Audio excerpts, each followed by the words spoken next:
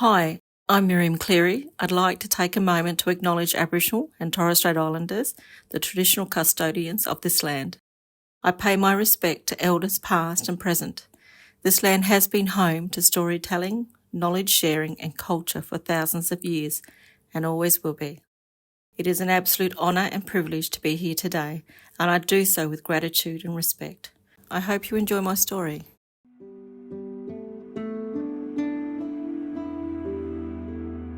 Mum tried her hardest to keep the family together. She's part of the stolen generations. She was taken away when she was 4 from a place called Kalkaringi, which is in Wave Hill in the Northern Territory, and she was sent with others to a Methodist mission in Croker Island, which is an island just out of Darwin. This is Miriam. Miriam cared for her mother, who lived with dementia. I'm an Aboriginal woman from Northern Territory. My mother's side is Gurindji from Wave Hill, and my father's is Eastern Aranda from Alice Springs. Miriam, who you just heard, works for Dementia Australia up in the top end. She's a family and community coordinator, so she's sharing knowledge from both her personal caring experience and her professional expertise.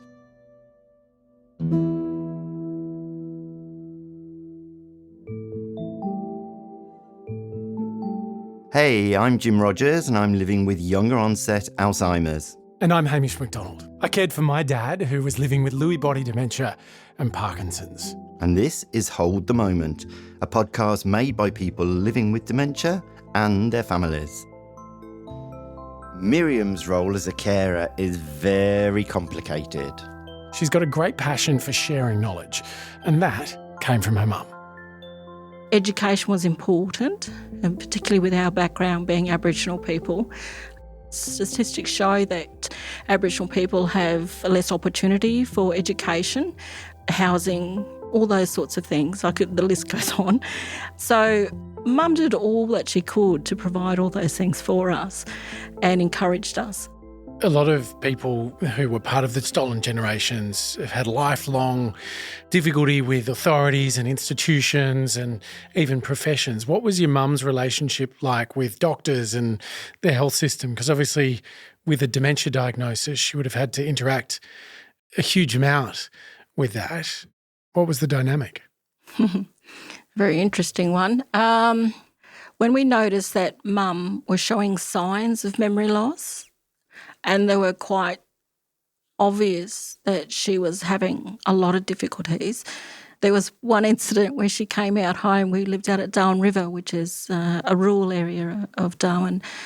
And Mum came to visit us one day with my niece. We had a wonderful day. And then she got in the car and she said, "Hey, Mim, when I get to the main highway, which way do I turn?" I went, "Oh, okay." The very next day, I went around, I took the day off from work. I worked with Stolen Generations at the time. I went around to see Mum. I said, "Hey, Mum, are you due for your general checkup soon with the doctor?" And she said, "Oh, yes, I think I am." I said, "Hey, how about I give your doctor a call and we can go around and get that done?" And she said, "Yeah, all right, that's no worries." I said, "Do you mind if I ring up and book that appointment?" And she said, "Yeah, of course." So when I rang, Mum already had a very good relationship with her doctor, her GP, and it was a lady and she was around Mum's age. So I think that had a significant difference for Mum for being able to, talk to her about things. And they had a good rapport with each other. I know now I was pretty blessed with that situation, getting Mum to the doctor and for them to do those cognitive tests. But once that happened, they referred Mum over to the specialist, over to the memory service. Then that became a challenge. Everywhere else was a challenge because they were new people. She didn't know them. Even though it was in the earlier stages of dementia, she still didn't trust. There was no trust there for hospital staff, anyone working in that area. So she insisted that I be with her and or my brother or my sister or my husband. She just said, Mim, you have to be there for me. And that went all the way until her very last breath. I had to be there for her, which was very challenging for me, confronting, but it was obvious that I was the one that had to do that. And looking back now, I wouldn't have it any other way. So how did the wider family respond to your mum living with dementia? What was the dynamic? It was... You're shaking your head at me like, why are we going here? Oh, it was a very trying time, extremely. And because people react differently to different situations, some are fearful, some want to know more and do research, others just don't want to have anything to do with it. And I think it's important to note that sometimes you can struggle with that if you're the primary carer, and until you relax yourself and take a moment to understand that people do react differently and they have different capabilities in situations like that, and they have different skills and their emotions are different too. Can be quite hard to accept that. Absolutely. It's like if you're a first respondent and you've seen a car accident. Not everyone, there's 5 people in the car. Not everyone's going to run to the scene to help. Some people may freeze. Some people might get on the phone and call emergency services. Everyone's different. Yes, everyone's different. And I felt if I had that approach to things, then I know that one of the family members might be really good at doing the budgeting side for mum. Another person might be good at, enjoying walks with mum. Someone might be interested in helping out with the medications. All those sorts of things. We all have a role to play. So that goes back to, yes, I'm the former carer, but it takes more than just me to look after our loved one, our mum. How did the kids cope? Because there's grandkids as well in the scene. My children lived at home, the last 3, and it was really difficult for them. At first, oh, great, Nana's coming to live with us, and because Mum interacted with them in a different way in the early stages and prior to having her dementia diagnosis. As Mum's dementia progressed, it became harder for everyone. Mum became a bit aggressive. Well, she was aggressive. And incidents happened along the way. Can you tell me about what happened in the pool? From the front of the house is a veranda that opens out and then into the pool. And the children were playing. And Nana decided that it was time for them to get out. And they decided, no, it's not time, Nana. Nana, we're not ready to get out. And my mum decided to get a few heavy objects and throw it at the children. And they were fearful of that. So sounds like a very good tactic. What were they saying? Oh, they were just saying, hey, Nana, what are you doing? It's okay. And they were trying to calm her down. It didn't work. And then eventually myself and my husband came out and calmed Mum down. Mum and I went inside the house. Distracted her. Distraction was a very good thing. Yes. You use that a lot as a tool. But that night, the children reacted. They locked their doors because they were concerned that Nan would come in. And knowing that Mum was just the most beautiful, amazing person, but her personality was changing dramatically. So I sat with my husband and I said, look, what are we going to do here? And there were other incidents, of course, too, and many, many more. But I said, what are we going to do here? So we decided to ring Dementia Australia, actually, and they were very supportive. and had some hints and tips and all those sorts of things that helped us along the way. They had a PDF on grandmothers throwing things into the pool. No, calming situations, They've usually got I think. a PDF on everything. We must tell them. Yes, that was an incident, absolutely. But they were very supportive. But what helped us with Mum staying an additional 8 months is there's a wonderful trainer at Dementia Australia, and he was able to have just a very short time with the children, a few hours, and had Eddie, which is our training tool, and it simulates what it's like to have a person having dementia. And How old were the children at this age? I'd say the youngest would have been about 4 or 5. Wow, that would have been fascinating for them to see. Yes. And it was great that that information came to them when it was needed. Yeah. It helped them, We got home and Mum was, like I said, she was able to stay for about another 8 months before she went into residential care. And, of course, I would always have that support from Dementia Australia, but I also had that support from the memory service, and that helped from my family and from the community. But navigating that system is ridiculous. Very hard.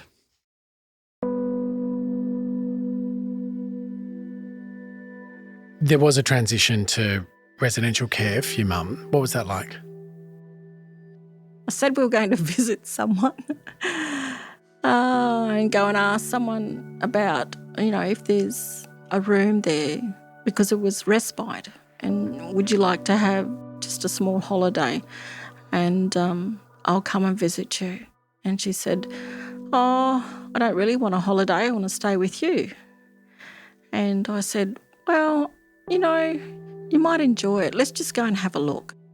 So we went through the front door, and as we're coming up the hall, she starts thinking, no, I'm not going in this place, because it was very clinical. It just doesn't look like You're homely. A home. Yes.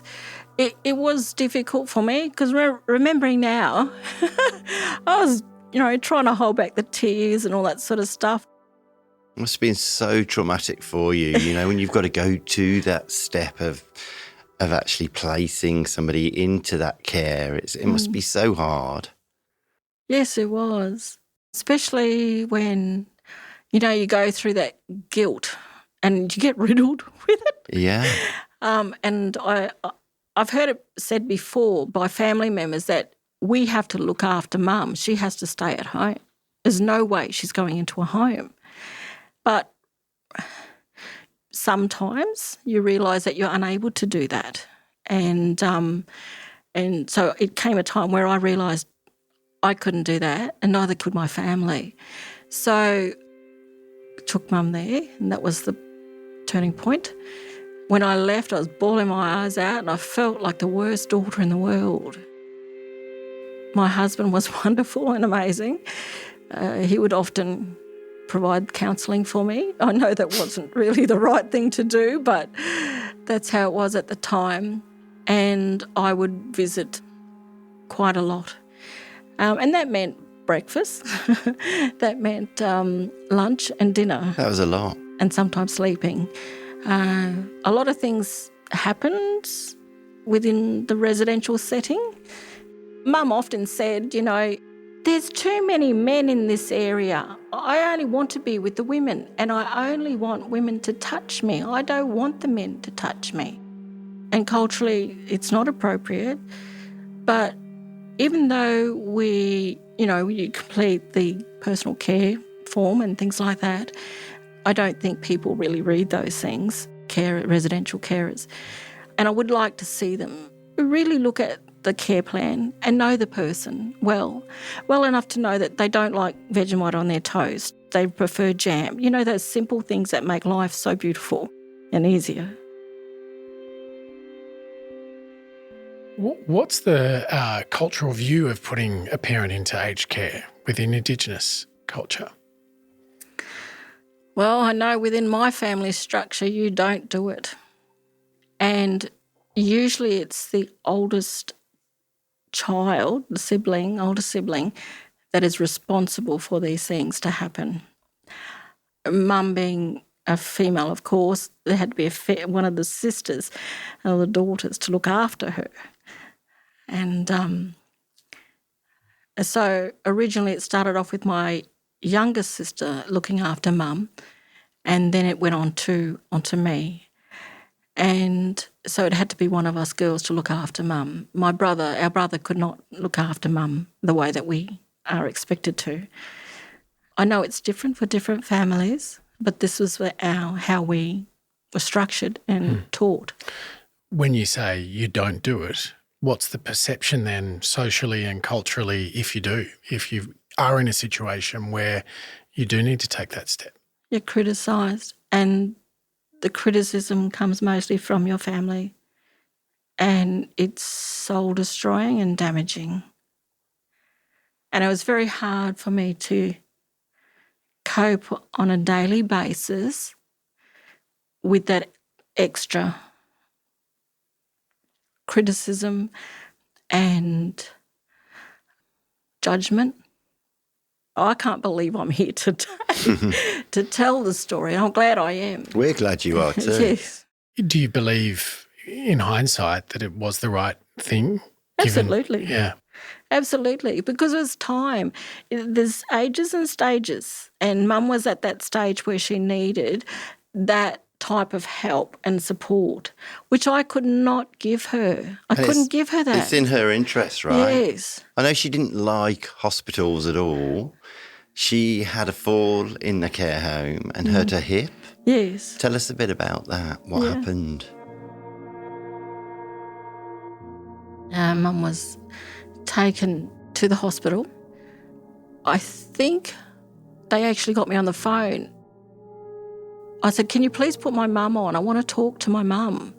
And they said, yes, okay. And I said, Mum, how are you feeling? She goes, I'm in pain. It hurts. Come here. I said, I can't. I have to see you at the hospital. No, I don't want these people touching me. And I said, I will meet you at the hospital. I promise, Mum, I'll be there. And then they took the phone off her because she was in a state where she couldn't calm down. She was frightened, she was angry, and she was quite violent. But when I got there, she did know who I was. In any case, we got her up to the room and she was settling in. That night, I don't know whether it was a temperature change or drop or what it was, but Mum woke up and she was awake, but she was saying, run, hide, don't let them catch you. But she was screaming this out, and I was listening to her and I was thinking, oh, wonder why she's going through that, wonder why she's saying those things. And she kept repeating that. And then she grabbed me and then she was holding me really, really tight, like pressing into my arm and trying to pull me down to hide. And it took a little while, like a couple of seconds, to think, hang on, I've heard this story before. They say that people that are living with dementia do go back to their past memories. That moment, and Mum was living it, and it was so vivid. Oh, God, yeah.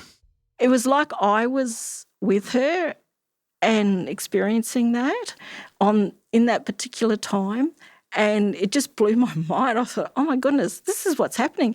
Mum's reliving when she was stolen when she was 4 years old.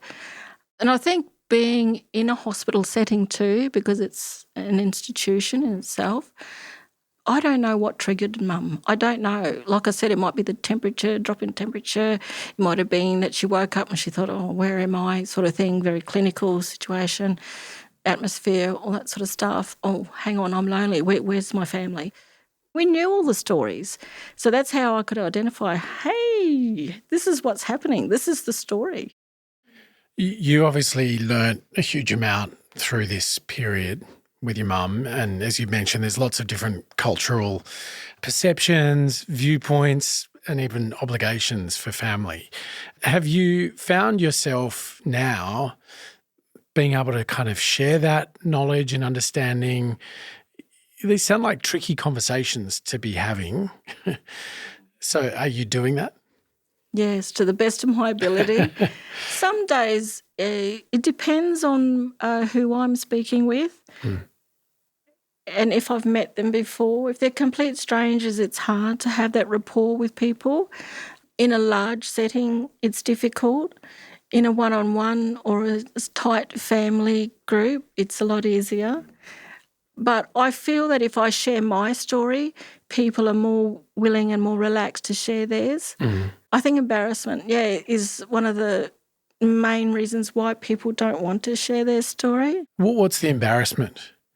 That someone has got dementia or the way it's responded to by the family? So stigmatised, isn't it? Yes, it is, yeah. And particularly when you come from a background where you don't normally talk about it, I completely understood why some people take a step back. They drift. Because they can't deal with it themselves, within themselves.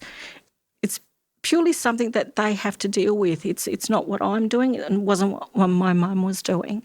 And so awareness, information and education is so, so important. Once we all start talking about it openly, it becomes a lot easier for families and people living with dementia. So do you have practical advice, tips, suggestions that you give people? I think first and foremost you need to take a couple of big deep breaths. Yeah, because that information is new and it's overwhelming. Yes. And then if you're able to sit down and talk to family members and your loved one about the situation and how you're going to do things or how they want us to do things. Are you a carer? You need to ask yourself that. So I had to ask myself, am I a carer? Can I do this? I had 4 children. I have grandchildren. I know how to be loving, gentle, caring, considerate, all those things. So can I apply that to my mum and show her respectfully how I can care for her? My answer was yes. What that looked like, I wasn't sure. What was involved, I wasn't completely sure. So I felt I had to reach out and find out a lot more about what dementia was about. The other thing is, I think you need to look at is whether you have the skills to care for someone else. You would do a better job if you know that you have some of those skills. But if you don't have those skills, you still can be a good carer because you can do other things that will help them and support them. You don't have to be able to be the one that showers the person. You don't have to be the one that takes them out for dinner or prepare the dinner. You might not know how to cook. There are other family members that know how to do those things. You now work with Dementia Australia. What's your job involve? What are you doing? Working with family and community. My priority is working with Aboriginal and Torres Strait Islander people. But I just love being out in the community, speaking to people and listening. Listening is really important. And I find that if I listen more than I am talking, I learn a lot more. I remember being in that situation. I truly do. And I know how challenging it was every day, every minute, every second of the day. And it consumes you as a carer. That's all you're thinking of. How can I do something better? I hope that I'm helping others in the community with that, whether it be referrals, whether it be navigating the system and helping them, whether it be just sitting down and having a cup of tea. And that's so important to do, is just to slow it all down and talk through things and know that you're not alone. There's so many people that have experienced what we have as a carer and they're going through it right now. And it's good to know that, you're not alone. It really is. You've got a picture of your mum here today. Why? Mum's always with me, and she's my elder. So, Hamish, I'm trying to hold back the tears now. It's because she's always been a mentor. I looked up to her for knowledge, hope, respect, all those things, and she had given it to me. And I believe that she still does that today. It's just a cute reminder. What's the bit of knowledge that you think of when you think of your mum? It's not only her knowledge that she learnt along the way and that she gathered from her families and others in her circumstances with the stolen generations. It's also what she taught us, strong morals and ethics, and they provide a path for the decisions that you make in your life.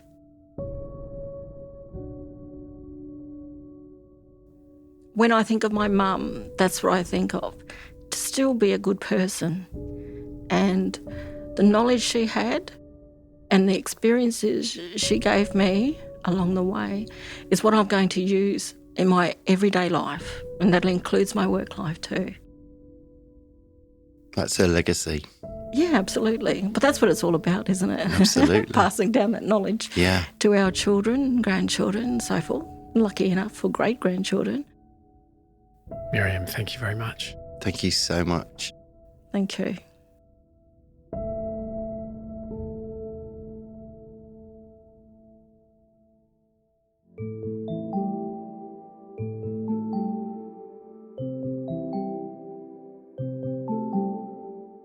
If you're new to caring, then people like Miriam who've been where you are now are always keen to help.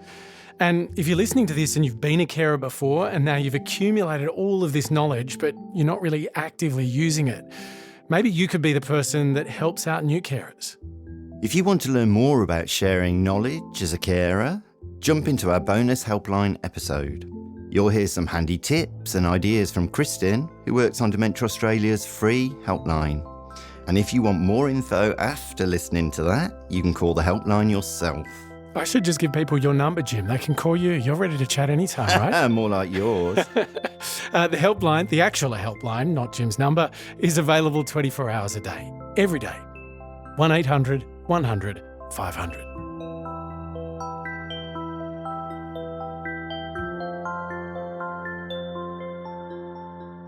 Hold the Moment is a podcast from Dementia Australia, produced by Dead Set Studios. You can find more episodes and resources on Dementia Australia's website, dementia.org.au. The show is hosted by me, Jim Rogers. And by me, Hamish McDonald. The executive producers are Kellie Riordan and Gia Moylan. The producers are Madeline Hawcroft and Liam Riordan. Production manager is Ann Chesterman. Sound design by Ryan Pemberton. A special thanks to the whole team at Dementia Australia and to everyone who shared their stories on this podcast.